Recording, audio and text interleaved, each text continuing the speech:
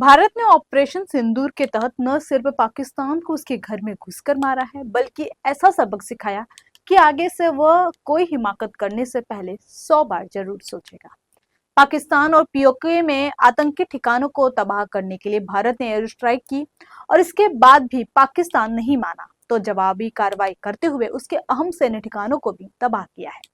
वहीं लंबे तनाव और गतिरोध के बाद शनिवार को भारत पाकिस्तान के बीच सीज फायर को लेकर सहमति बनी तो सरकार के इस कदम से विपक्षी दलों में घमासान मच गया है।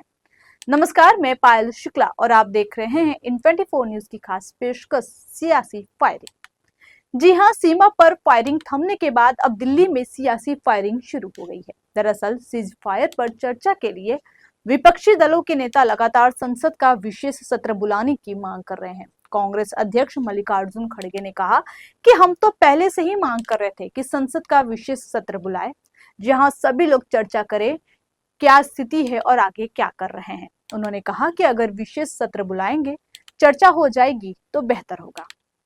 खड़गे के अलावा लोकसभा में नेता प्रतिपक्ष और कांग्रेस सांसद राहुल गांधी ने प्रधानमंत्री नरेंद्र मोदी को पत्र लिखकर संसद का विशेष सत्र बुलाने की मांग की है। राहुल ने विशेष सत्र की मांग करते हुए पत्र में लिखा है, जिसमें उन्होंने कहा कि मैं विपक्ष की ओर से अपील करता हूं कि संसद का विशेष सत्र बुलाया जाए। राहुल ने कहा कि पहलगाम आतंकी हमले, ऑपरेशन सिंदूर और युद्ध विराम पर चर्चा करना लोगों और उनके प्रतिनिधियों के लिए बहुत जरूरी है, जिसकी घोषणा सबसे पहले अमेरिकी राष्ट्रपति ट्रंप ने की थी। उन्होंने कहा कि ये आने वाली चुनौतियों का सामना करने के लिए हमारे सामूहिक संकल्प को प्रदर्शित करने का भी एक मौका होगा। वहीं आरजेडी नेता तेजस्वी यादव ने कहा कि हमें अपने देश की सेना पर गर्व है। हमारी सेना ने पाकिस्तान को मुंह तोड़ जवाब दिया। हमने शुरुआत में ही साफ कह दिया था कि हम सरकार से समर्थन में हैं।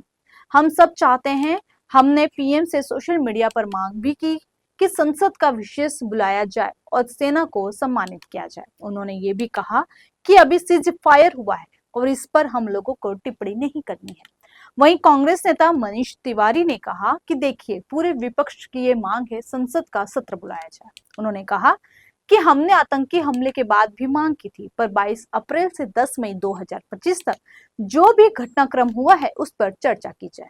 आपको बता दें कि 22 अप्रैल को जम्मू कश्मीर के पहलगाम में आतंकवादियों ने सैलानियों को निशाना बनाते हुए हमला किया, जिसमें 26 लोग मारे गए थे। इसके जवाब में भारत ने पाकिस्तान और पाकिस्तान अधिकृत कश्मीर में मिसाइल ऑपरेशन कर आतंकियों के 9 ठिकानों को ध्वस्त कर दिया था। इसके बाद बौखलाए पाकिस्तान नियंत्रण रेखा पर गोलीबारी की और भारत के कई शहरों को ड्रोन से निशाना बनाने की कोशिश की।